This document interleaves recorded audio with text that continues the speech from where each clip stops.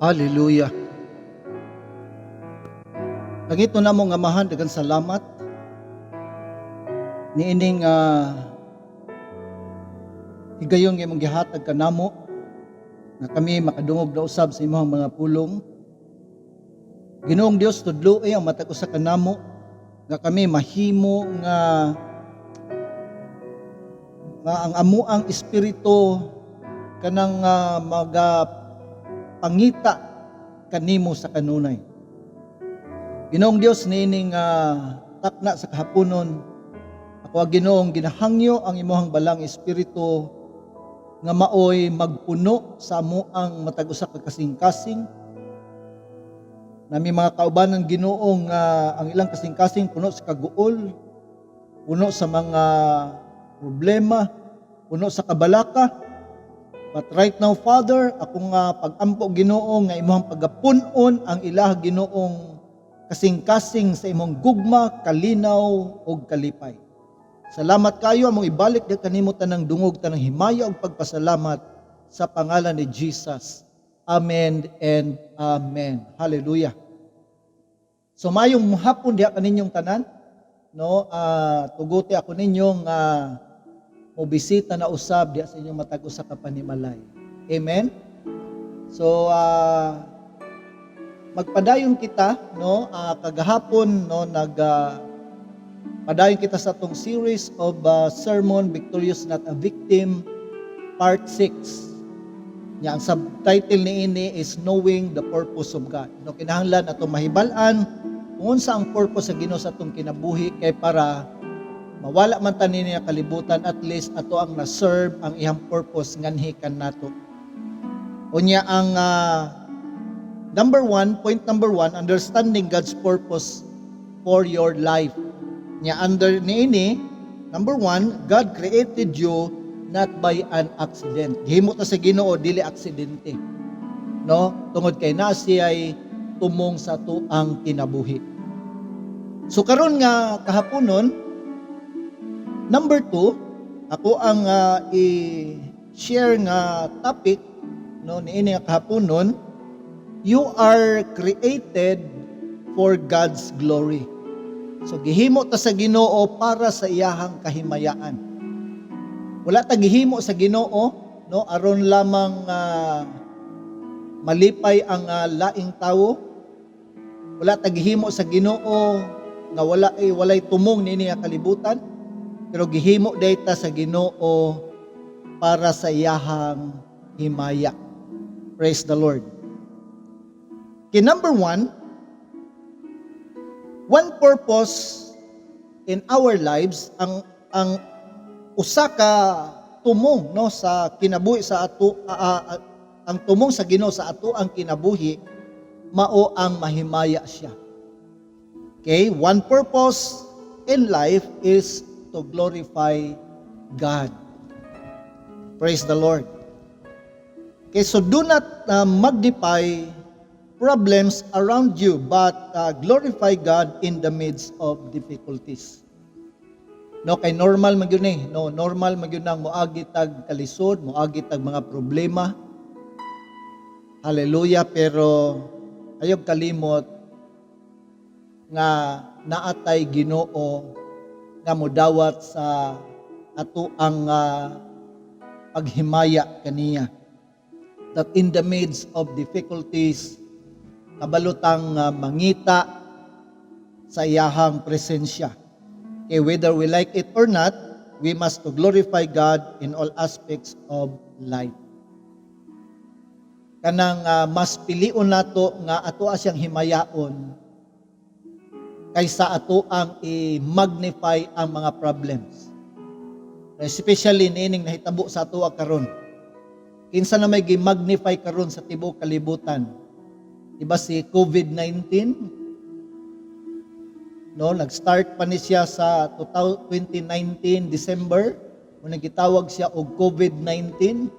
So mao na ni siya ang pirming gi-magnify sa tao, no, sa gobyerno, sa tibuok kalibutan, ilado kay si COVID-19. Pero ang pangutana, kung ilado ba si Jesus sa tibuok kalibutan, no, as COVID-19? Hallelujah. So dili nato i-magnify ang mga walay pulos nga mga butang. Magnify and glorify the name of the Lord Jesus. Hallelujah. Number 2. One purpose in life is to praise and worship God. Okay? Ikaduha, usa ka tumong sa ato ang kinabuhi nga modayeg ug mosimba sa Ginoo. No, stop praising other people. Stop worshiping other God. Ato anang undangan ang pagsimba og mga Diyos. Ingon sa Bible, daghang mga Ginoo, nay mata pero dili ka kita. Nay dalunggan dili ka dungog, nay baba pero dili ka istorya. Nay tiil pero di kalakaw, nay kamot pero di kalihok. Ang ato ang Ginoo, yung pa sa Bible, God is able, not disabled. Pero kung imuhang Ginoo higala, kung imong Ginoo dili mulihok, dili kalakaw, dili ka istorya, dili ka dungog ug dili ka kita, your God disabled. Okay, ang imong Ginoo disabled, dili siya able.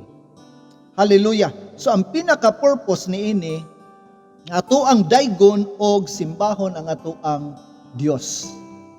Okay? Psalms 86 verse 9, all the nations you have made will come and worship before you, O Lord. They will bring glory to your name. So mo gyud ang pinaka-desire sa Ginoo nga ang iyang pangalan mahimaya sa iyahang mga katawhan. Psalm 86 verse 12, I will praise you, O Lord my God, with all my heart. I will glorify your name forever. No, mo na nga grabe si David. Mo lang si David, grabe siya ka-successful siyang kinabuhi. Tanang battle nga iyang giagihan, tanang giyera, ni daog yun siya. Tungod kay ang kasing-kasing ni David, ningon siya, I will praise you, O Lord my God, with all my heart, I will glorify your name forever. Ako kang himayaon, hallelujah, sa walay katapusan. Okay, the Lord inhabits the praises of His people. Tungod kay ang Ginoo, no, inhabits our praises. Psalms 22 verse 3. But thou art holy, O thou that inhabits the praises of Israel. Okay, so make music unto the Lord from your heart. Ephesians 5:19. Speaking to one another with psalms, hymns, and songs from the Spirit. Sing and make music from your heart to the Lord. King na sa panahon nga luya kayo ta, no, in the Spirit, maybe kanang tungod sa mga problema, tungod sa mga kalisod, no, murag na weaken ang ato ang spiritual life. Patingon diha, okay, speaking to one another with psalms, hymns, and songs from the Spirit. Sing and make music from your heart to the Lord. Importante kaayo nga bisag naa tay gipang-agihan nga mga problema sa kinabuhi. Ayaw kalimte nga mudayig ug mosimba diha sa ato ang buhi nga Dios. Okay, last verse. 1 Thessalonians 5:16 to 18. Rejoice always, pray continually, give thanks in all circumstances, for this is God's will for you in Christ Jesus. O sa giingon diha igsuon, rejoice always. Hindi mo katapad, rejoice always. Paglipay sa kanunay, pagampo sa walay hunong. Unya, pasalamati ang Ginoo sa tanang mga sirkumstansya nga moabot kanato, tungod kay mao daw ni iyang kabubuton nga ni kanato. Meaning, niagi man ta grabing sirkumstansya, niagi man ta grabing mga problema kalisod sa kinabuhi, but ningon diri, give thanks in all circumstances, for this is the will for you, the will of God for you in Christ Jesus. Hallelujah. So, mga igsuon, ayog kalimot, na bisan mo encounter ta bisag unsang klaseng mga pagsulay. Ayog kalimot nga ang Ginoo nagapaabot sa kanunay sa to mga pagdayeg o pagsimba. Ningon gani si Prophet Habakuk, na bisan pag dili na mamunga ang ako ang kaumahan, isag di mga matay ng ako ang mga kahayupan, pero magdayeg gihapon ako sa Ginoo kay siya man ang ako ang manluluwas. So mga igsuon, kinahanglan maparihag kita kay Prophet Habakuk. Nabisan sa tanaw nato murag hopeless na, sa tanaw nato murag wala na gyud Lord. Wala na gyud pag-asa.